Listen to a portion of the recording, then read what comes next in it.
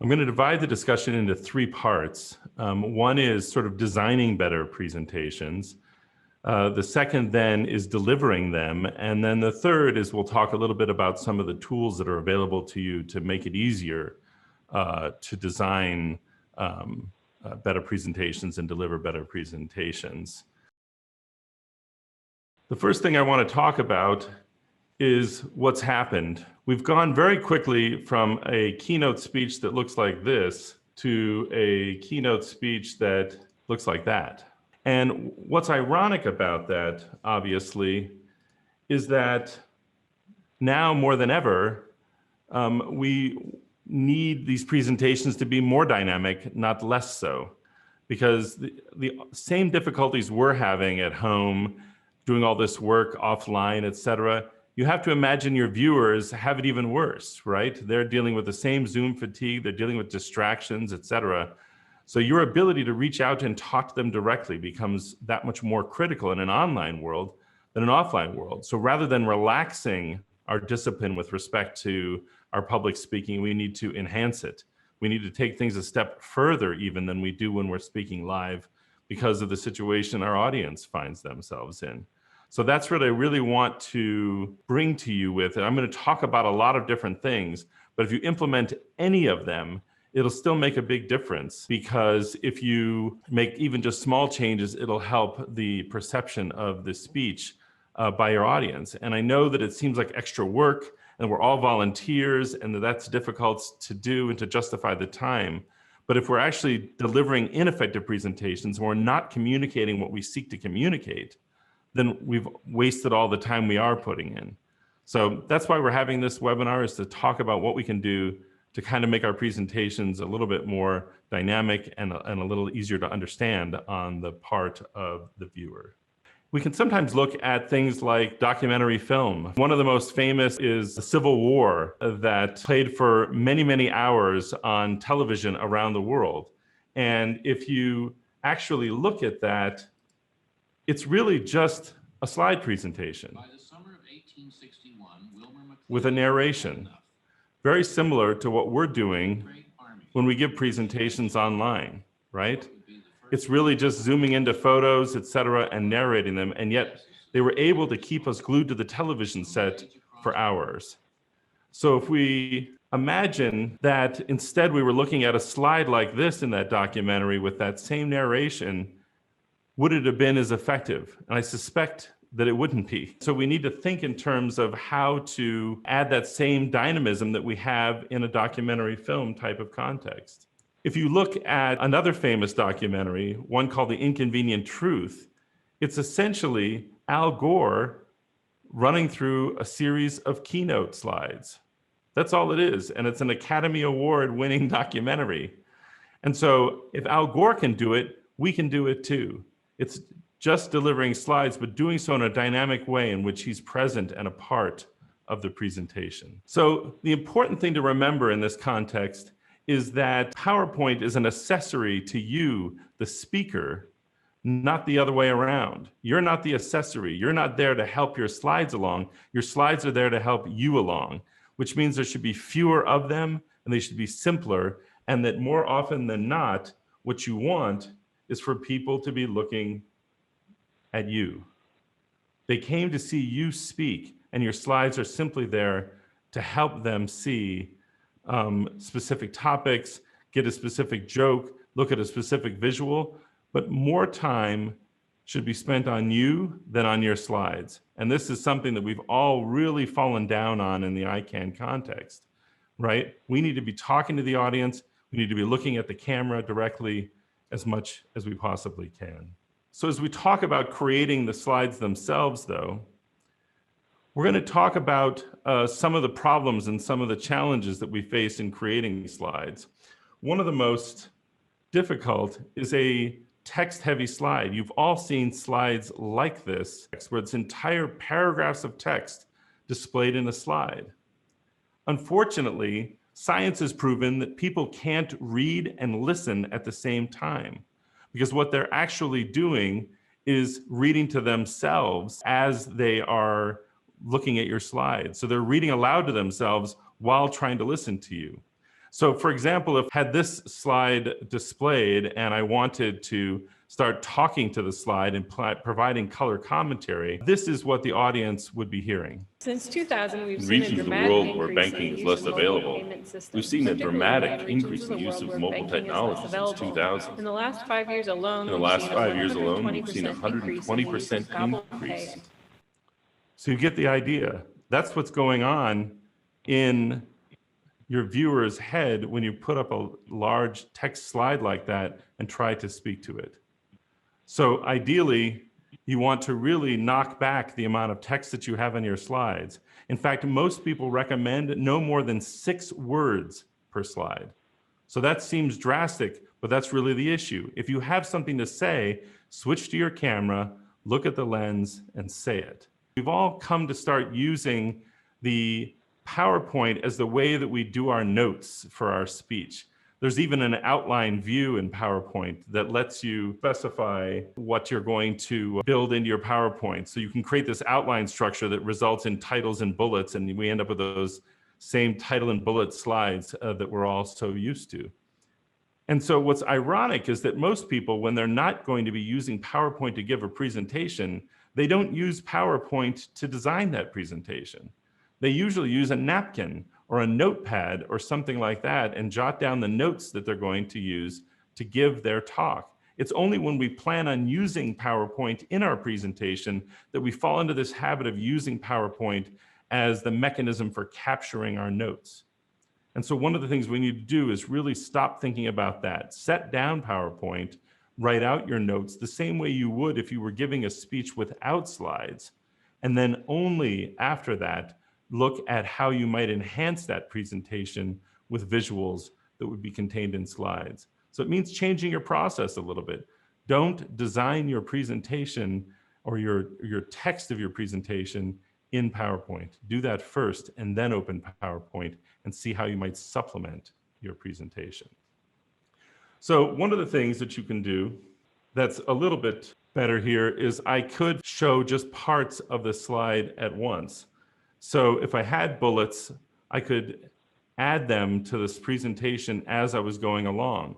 This will help because instead of people reading ahead of where you are and what it is you're talking about, you're controlling the speed with which things are available on screen. So even if you're going to do bulleted slides, make the bullets as compact as possible, and then animate the individual elements of the slide so that people aren't reading ahead of where you are and having that conflict in their head about what it is that they're seeing. You might instead go a step further and actually develop some very quick visuals to describe the thing that you're talking about and really boil down the amount of text that people are trying to read and instead to focus on visuals that might help to reinforce the thing that you're showing them. So that's sort of the essence there, is that you want to kind of eliminate that text to the extent possible and just replace it with visuals. But even if you're using text, consider really minimizing the amount of text that you're using and only revealing it bit by bit. Another issue that is quite frequently comes up in the ICANN context is overly complex visuals. So just because we're saying you should use more visuals in your presentation doesn't mean that they can be super complex on the screen as well. Because science also shows that as people are trying to decipher complex visuals, they're turning off their other senses and tuning you out. So when your teenager is going through their phone and trying to assess how they're doing on social media and they don't appear to be listening to you, it's actually that they can't hear you because they've so intently focused on the visuals in front of them. And so how many times have you seen a presentation that looks like this, where I've got a complex visual and somebody simply starts speaking to the visual? You don't know where in the visual you should be looking, so instead you're trying to decipher what it is you're seeing in front of you. And as a result, you're not hearing what the speaker is trying to say. So one of the things that you can try to do is, again, reveal parts of the visual at once. Or if you want to show the whole thing, when you are going to speak about a particular piece of it, you can do things like highlight a part of the screen, for example, or draw a line or a box around the screen. Those are all things that you can do to emphasize a part of the slide that you're trying to show, even if the overall visual is complex. I hope that makes sense. So you both want to avoid a lot of text, and you want to avoid a lot of very complex visuals to which you're trying to speak. Another thing that you can do is animate a part of the slide. So for example, if I want to show a part of the image, I could cover it up with a white box. And then if I want to show a little bit more of the image, I could animate the reveal within PowerPoint so that I'm leading people through an image step by step. Again, instead of having them look at the entire image all at once. It's kind of funny, but this isn't exactly a new problem, and it's something that we've been grappling with for a really long time, actually. Way back in the 90s, I actually created a PC Magazine utility that was for drawing on the screen while you were demoing software, because the same thing happens if you're teaching. You want a way to highlight the things that you're talking about in a complex software screen. None of these problems are new, but they're even more acute in the context of an online presentation, which is why we're trying to take things up a notch if we can. Finally, the last thing I wanted to talk to you about with your slides was accessibility. So there's a couple of aspects to that. One of them is that you can create for your visuals alternative text. So when you right-click on a visual in PowerPoint, you create alternative text that allows you to put in information about the picture in your slide. And even when the staff converts that slide to a PPT, those alternative text entries you've created are preserved in the PPT. So somebody downloading this slide can still read along and see what visuals they're looking at in your slides. The other aspect of accessibility has to do with contrast. It's very easy to create colors that are difficult to distinguish, even for people who might think that they have normal sight.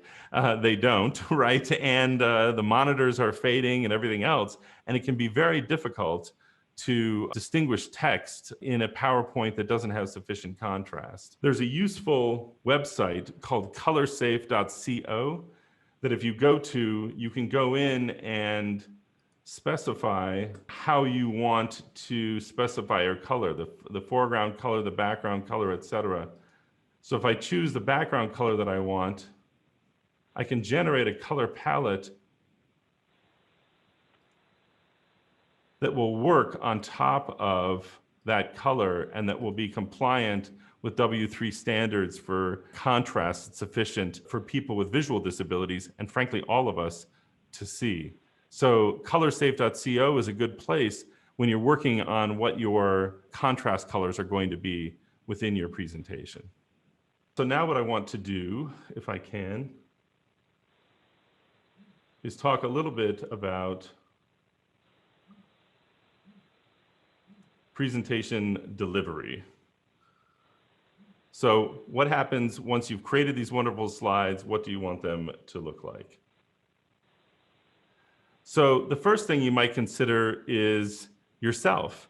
Because I'm advocating that you spend a lot of time looking at the camera and that you spend a lot of time having your audience look at you, you need to treat your online presentations the same way you would treat an in-person presentation.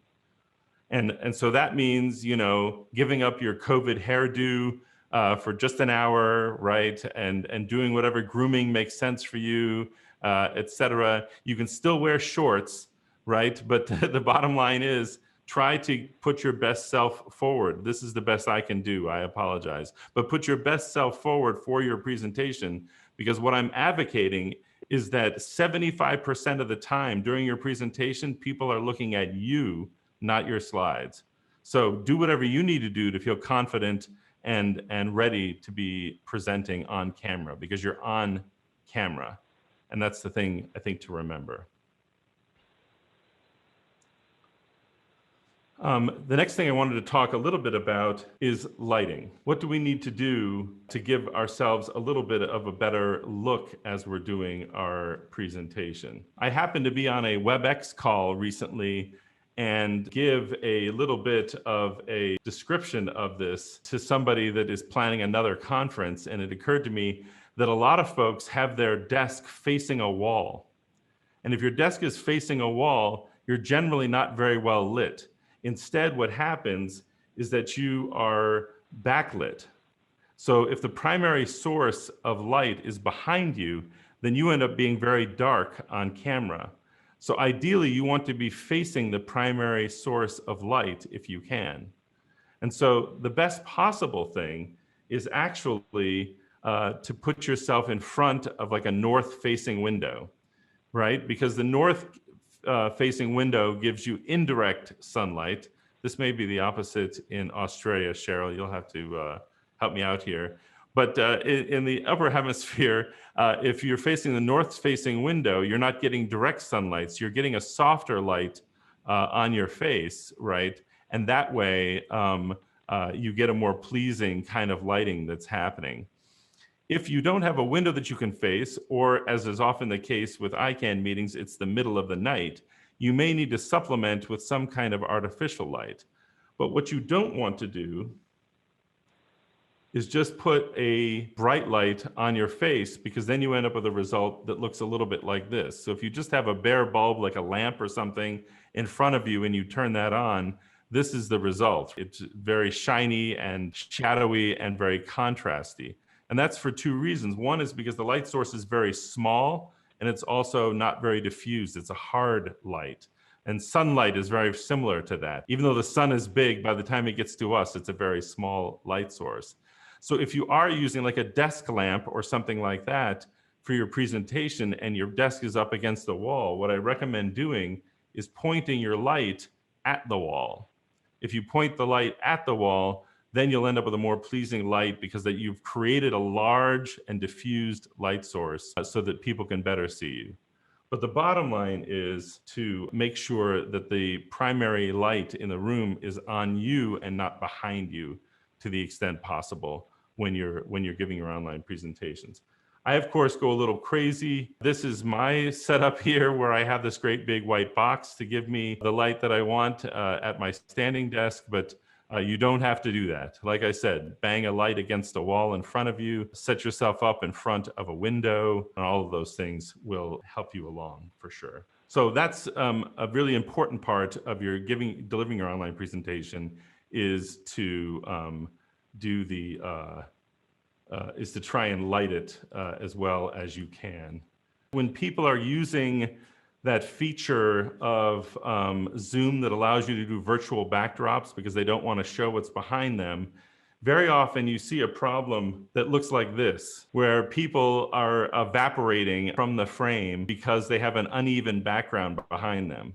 So I highly recommend you not using virtual backgrounds, because all they do is create a kind of an animation around your head, right? Parts of you disappearing when you move, etc.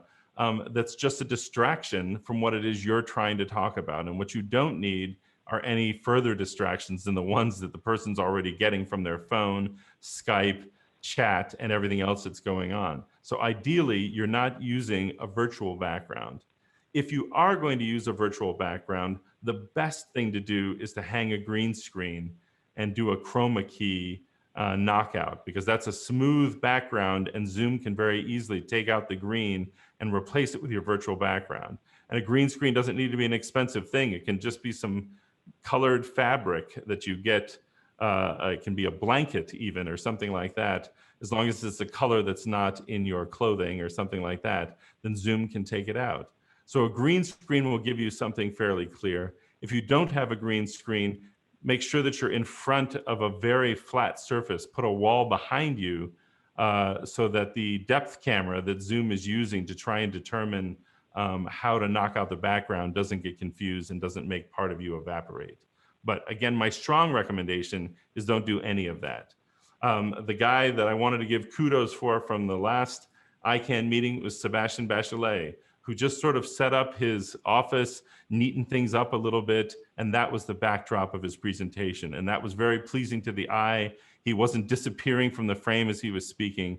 So I highly recommend just trying to create a pleasant background for your video rather than using those fancy virtual backgrounds, because without a green screen, they just don't look good. The other thing that I wanted to see you think about when you're giving a presentation is when you look at the people that are giving these presentations, you'll notice two things about them. One is that they're standing up, and the other is that they are advancing their own slides. So if you see there in their hand, there's Al Gore, there's Steve Jobs. You'll see that they're advancing their own slides. And so this is a tough thing. And we're very used to handing our slides over to staff and then saying, next slide, next slide. And there's a lot of difficulty for that because they're operating from a PDF, which means that they can't do a build slide. It means they can only show you a static slide. So then if you want to show pieces of a slide, you have to make it as different slides instead of building the same slide. So you can still do it, but it's harder. And the other piece is that it messes up with the cadence of your talk. If you're not advancing your own slides, then you're going to have difficulty having a sort of straightforward advanced talk. Sometimes they're not right on top of it, et cetera. Next slide, or what slide am I on? All those conversations are not helpful to the presentation that you're trying to give. So I recommend you advance your own slides.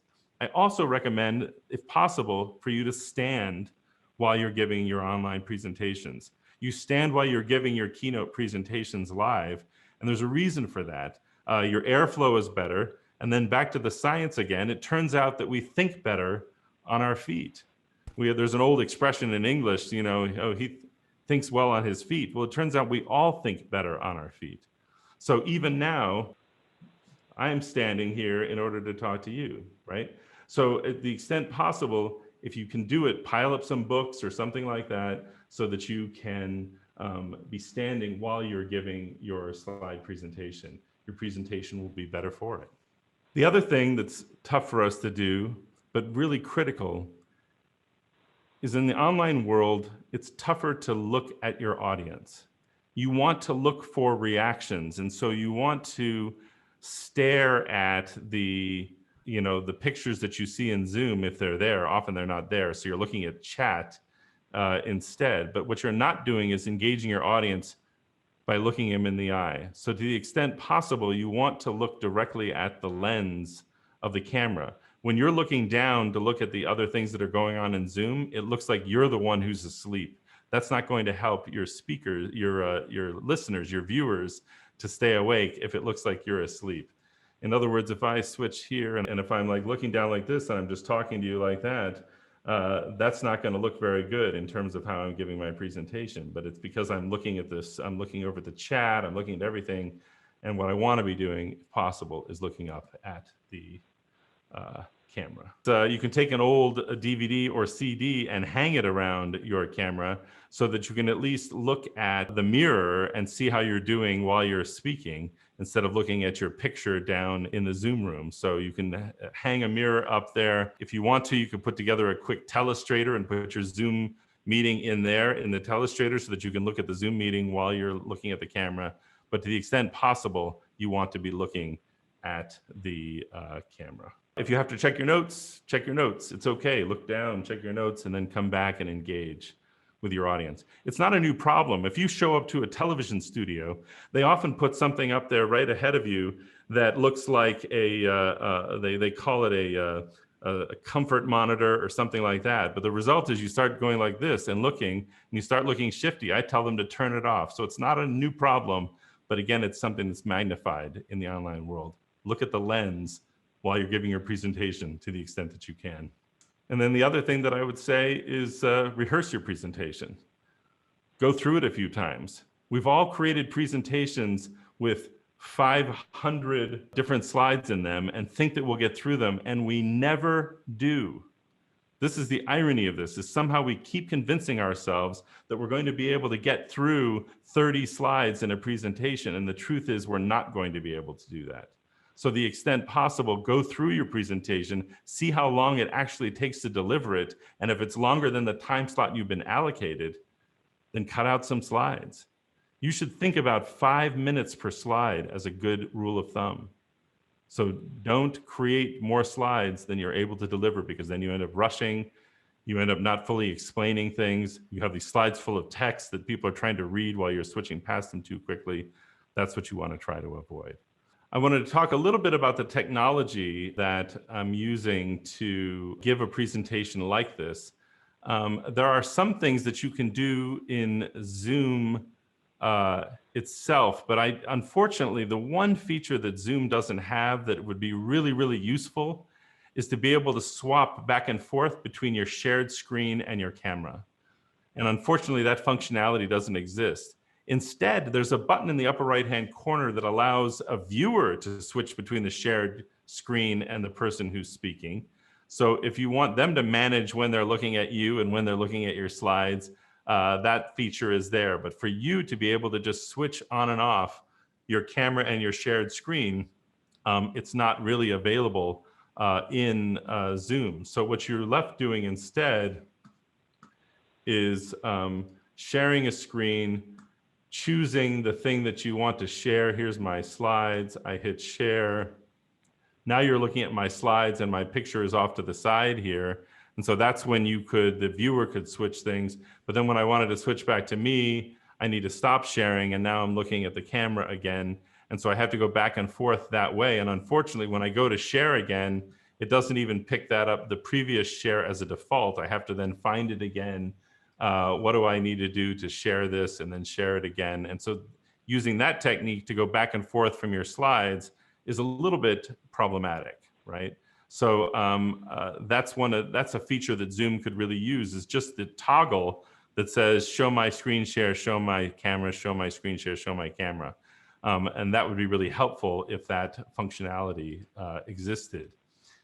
What Zoom has added is the ability to put your slides up as a virtual background to your camera, which is somewhat interesting, but you have some of the same problems you have with any background, which is that without a green screen, your face could be disappearing and reappearing again. If I do share screen, yes, and then I do advanced, I have a choice, it says beta, to use slides as my virtual background. So if I wanted to, I could come in here, choose the slides. And so now I'm doing a video background, and it's doing that thing where it's trying to make the background for me. So this is one way that I could have myself on screen with my slides. And this does result in a box, so I can move this around if I want to. These are things that you can do in Zoom, and I can make this bigger. So if you wanted to manipulate this with your mouse, you could have a slide that was white or something like that, or another pleasing color. And then when you got to that slide, you could turn this video camera on and off as a way to switch between your slides and your camera. But again, it is using that virtual background feature, where if you don't have an even background, then you start to have this thing where it's, you can see how it's like messing with things because of things being at a different level, things are disappearing, etc. So that's less than ideal. It would almost be better if it was just a solid camera feed instead of a virtual background feed. But that is a functionality that you can use inside of Zoom without using any third-party tool. Eduardo, do you have a question? Yes, I'm just curious how when I'm looking at my Zoom, maybe it's mine, I'm seeing you as a whole, a big picture in the center. How do you do that? Yeah, so that's a very good question, and thanks for asking. What I asked Claudia to do when we began was to pin my video. So the host has the ability to make a particular person's video the primary camera that's apparent. So instead of it switching when somebody's speaking, if it's pinned, it stays on the speaker. So that's a very important feature, especially since we're doing everything through the video feed. Having your video be pinned by the host of the Zoom call becomes critical. Does that make sense? Yeah, thank you. All right. Yeah. So what you saw that I was doing, though, was quickly switching between my slides, my speaker. I even did a wide shot to show you what my setup looked like, etc. If I want to, I can go a step further and even do picture-in-picture if I want to, and have my slides on there at the same time as the camera. And all of that is done with software that's called virtual camera software. And so what virtual camera software does is it allows you to intercede between your camera and Zoom. It's software that sits in the middle between the actual web camera and Zoom and allows you to then add graphics to the camera output that you want to have there. And so that's what allows me to very quickly switch back and forth between these different views, is because I'm making use of virtual camera software. So this is what is the software I'm using right now. It's called ManyCam, and this is a commercial product, or some people call it a freemium package, because there's a free capability and more advanced capabilities. But what you'll notice is that right here along the bottom are what are known as scenes, right? And so I set up these scenes individually. This first one is my slides. So if I say that I want to cut to the slides, it'll change that look. If I say I want to cut to me, it'll switch to that camera. This switches to the side camera. This switches to my browser where I had the color safe on. This switches to the view where I had the picture-in-picture, as it's sometimes called. So those are all things that I can add to the video feed, and you're just seeing it directly over the video feed in Zoom. So hopefully what you're seeing is a small version of my camera where you can see the output, and then in the screen share, you're seeing ManyCam and how it actually works. And so these things can be put on a hotkey. So for example, if I do Command 1, it goes back to my slides, but Command 3 goes back to this side view, etc. So I can set it to a hotkey. I also have like a little console here, like I can just set up whatever keys I want to switch between these scenes. And so I'm not making heavy use of this functionality here. I'm literally just using it as a way to switch back and forth between the things that I want to show. So in this case, it's my slides, a separate camera view, the browser that had the color safe thing in it, and then later had the later had the teleprompter in it, etc. So those are all the things. And then over here, I did a scene that was using the FaceTime camera right on my MacBook. Slides are exhausting, and complex slides even more so. So you should be trying to take your complex slides and turn them into build slides so that they appear a little bit at a time. And they should be fairly simple, no more than 6 words usually, or a single image or something like that. And as soon as that image has had its impact, you should be switching back to your camera and having them look at you again. The idea is not to narrate your slides, but to give a speech to camera and only bring your slides in to be an accessory to your speech, to help your speech. You're not there to help your slides are there to help you. Start writing your presentation as if you're not going to have the access to slides. Write your speech as if you don't have PowerPoints, and do the same process you would normally do for that. Don't open PowerPoint. Pretend that you're not going to have access to PowerPoint for your presentation, and write your presentation that way first. And only once you've created the presentation you would create without PowerPoint should you open a PowerPoint and think about how you might supplement your words with visuals that will add impact or humor or something like that to the presentation you're giving. But think in terms of just talking to the audience.